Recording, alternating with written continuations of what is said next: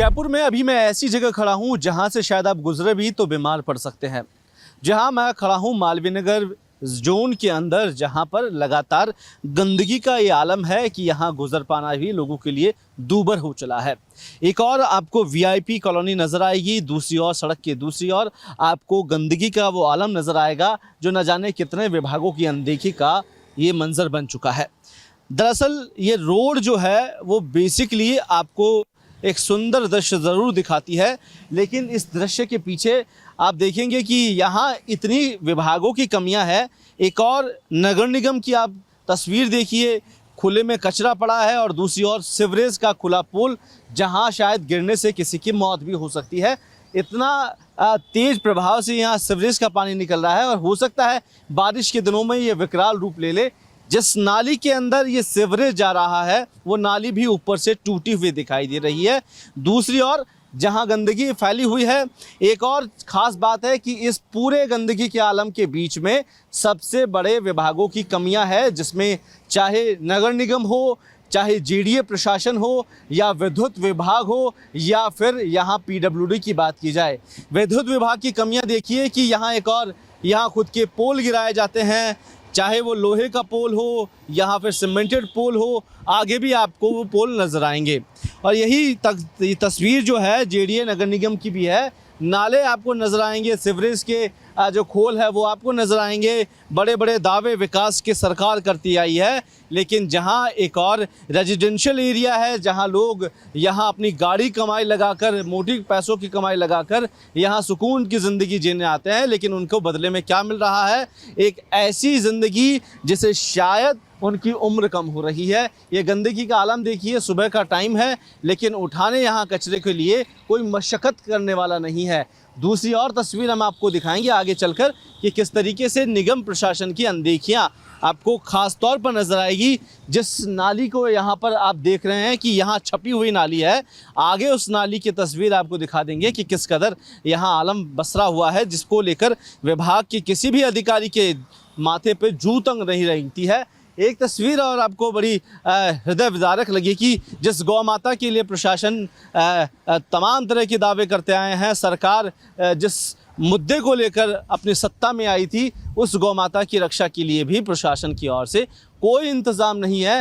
हो सकता है कि ये गाय इस नाले में आपको थोड़े दिनों बाद गिरती हुई नजर आए, या एक मनुष्य आपको इस नाले में नजर आए, लेकिन सीधे तौर पर आप ये मानकर चलिए कि इसके पीछे किसी भी जिम्मेदार अभी तक इस पर कोई निगाहें नहीं डाले हुए हैं।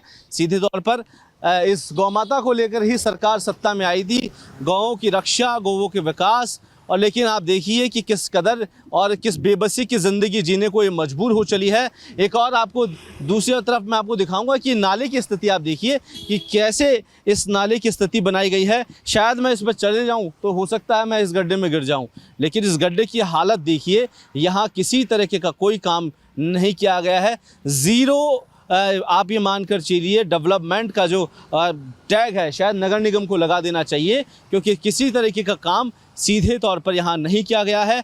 थोड़े थोड़े से यहाँ पर पिलर्स लगाए गए थे, लेकिन उस पर भी सीधे तौर पर कोई काम अभी तक नहीं हुआ है। निगम प्रशासन इतनी अनदेखी कर रहा है, हो सकता है यहाँ आने वाले दिनों में बीमारी फैले, कई तरह की चीज़ें गंदगी के चक्कर में यहाँ हो जाए, और कई सारी जो बीमारियाँ हैं वो भी मच्छरों के साथ साथ यहाँ पलती नज़र आए। लेकिन ख़ास बात यह है कि इस पूरे घटनाक्रम को लेकर अभी तक प्रशासनिक स्तर पर कोई काम नहीं हुआ है।